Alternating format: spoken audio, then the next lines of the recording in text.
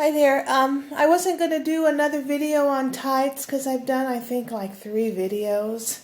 But I was at Joann's and I saw this white material. It's a knit fabric and I thought, you know what, I'm going to try it. I was only going to buy 1/4 of a yard or half a yard to try it. And there was only 1 yard and 1/4 left on the whole yard of fabric, the whole bolt. So I ended up buying the whole thing. Can you see that? It's a netting, like a fish net. Can you see that? Okay. So I thought I'd try it on tights. This is the first pair I tried. I took my tight pattern and I lined it up and down straight against the line of the design of the fabric. Because this is a 4-way stretch fabric, you can technically sew your design in any direction. It doesn't have to be with the nap. You can sew it any way you want. You can actually go up and down like this if you want a pair of tights that go across instead of up and down. You can do that. On this one that Kaylee's wearing, I decided to try a diagonal. So when I laid my pattern, I measured down about 1 inch on each side. Well, actually, I just folded it in half and marked the same, and then I just drew lines. So when I cut my first leg out, I just put a check mark here so I knew that next time I have to cut it so that the diagonal goes in the opposite direction.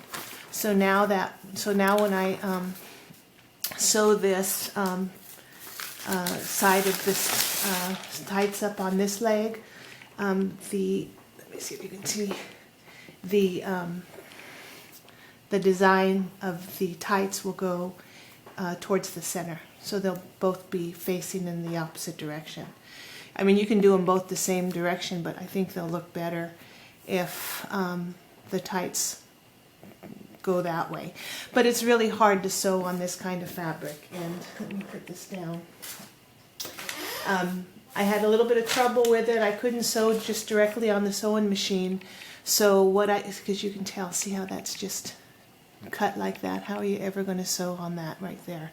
Okay, so what I did is let me see if the camera's still in. All right, move back here. So what I did, let me see if I can get that better. Last time I was completely out of camera. Let me see if I am now. Okay. Okay, so what I did was I just folded it in half. I put some pins in it. Line up your... this is how I do my tights. I sew up the legs and then I put one leg inside of the other.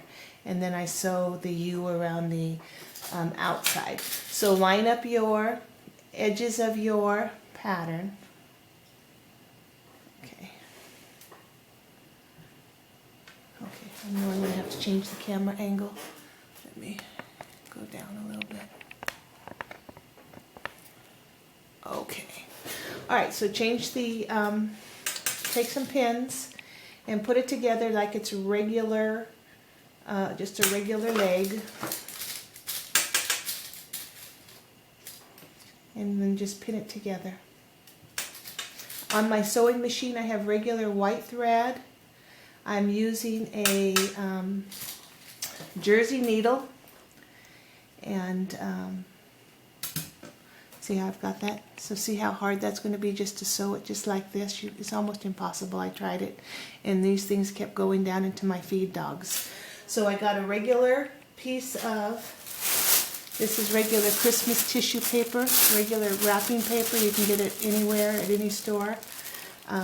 So I'm going to lay this down here, and as I sew, I'm going to sew on top of this tissue paper. So let's go to I'm going to do 2 runs across this leg. The first run I'm going to make is a regular knit stitch. So I'm going to bring over my knit stitch over to my 5mm. That's where I want my needle position, 5mm, because that's my 1/4 inch seam. And instead of going with a 2.5mm stretch stitch, I'm going to go a little higher. I'm going to go up to a 3.5. Number 1, this is going to stretch. As we sew, this is going to stretch. So what we're doing with the tissue paper is we're actually perforating the tissue paper so that when we finish sewing this up, we'll just be able to tear the tissue paper off. So we're going to sew it like it's a regular, like the tissue paper's not even there. So go ahead and line up your tights like normal and put it down, put your needle down, and then we're going to just go ahead and sew. Let me make sure you can see. Okay, so let's go ahead and just sew our regular knit stitch. And the reason we're doing this and not a zigzag is because we don't want that tissue paper to get caught in the stitches. With the straight stitch, stretch stitch, we're going to just be able to tear it right apart. So let's go ahead and get started on here. And your stretch stitch is 2 up, 1 back, 2 up, 1 back.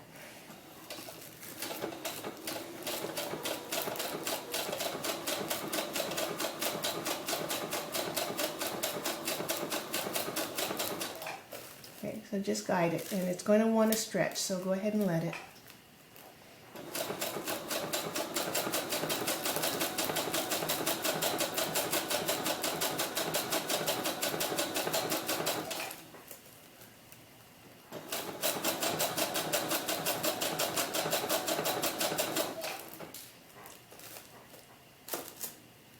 Okay, make sure your pieces are together.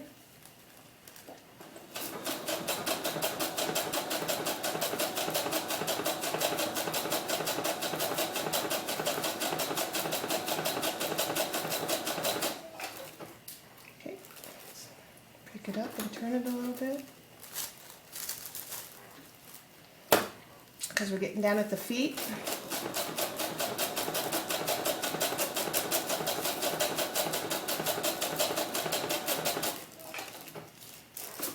Okay, pick up, turn.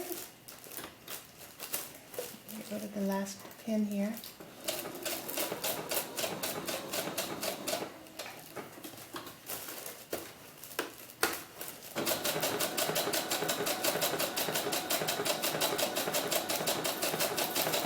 Okay, let me just finish it off. Okay, so this is what we are up to. Hope I didn't just click that. Okay, so here we go. So we're going to just take our paper. See how that made a mess on the back of the tissue paper? Not a problem, because that's where it perforates. So we're just going to tear that away.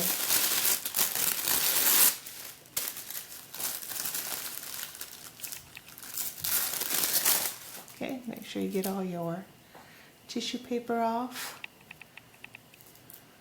Okay, now see all that mess there? We don't want that on the inside of our stocking. So what we're going to do is we're going to switch to our G-foot. Okay, so we've got that all in there. See what a mess that is? But that's okay, just leave it like that for now. Alright, so now we're going to switch to our G-foot, which is our overcast stitch. Check your machine. This machine does have an overcast stitch with a stretch stitch, which in my case is number 66. So I'm going to go to stitch number 66, which is this one. I'm going to go to my controls, and since we did a 0.5 millimeter stitch, we want our needle in that same position. So we're going to go 5 millimeter right there, and then we're going to go higher. Same stitch length and everything. And the reason I'm doing that is because I want to catch all these little raw edges in here. And also, if you go with a wider stitch, you won't get it stuck. Sometimes I tried the different, this stitch seems to work the best out of all of them. Okay, so line up your overcast stitch, and then we're just going to go ahead and put another row of stitching in. You don't need the tissue paper on this one. And all you're doing right here is giving yourself a really nice little finish on the inside of your stocking.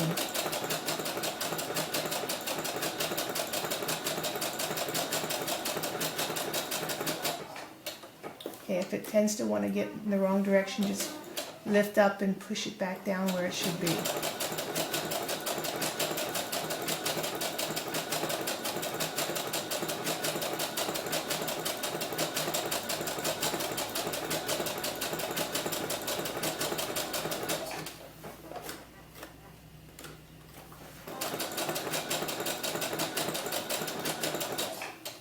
you have a serger, you probably can do this all in one step.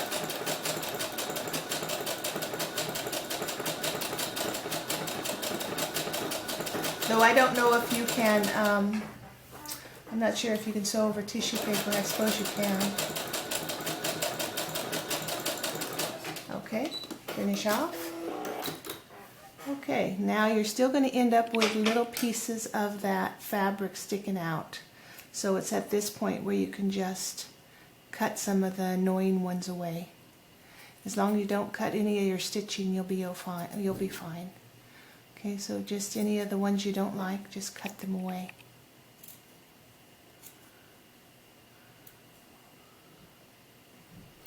Okay, so now we've got our overcast done. We've got our regular knit stitch done. So now at this point I'm going to be able to do the same exact way. I'm going to be able to sew I'll put one of these inside the other leg, and then I'll sew the U, and then I'll just put in the elastic, just like all the other ones, all the other tight videos I did. So it's the same thing.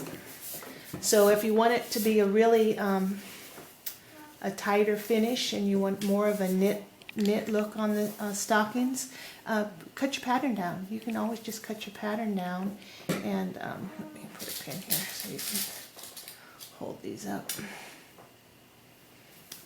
Okay.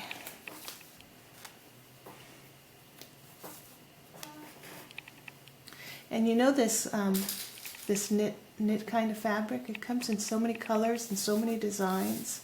I mean, it's amazing the things you'll be able to do to make different looks for your stockings.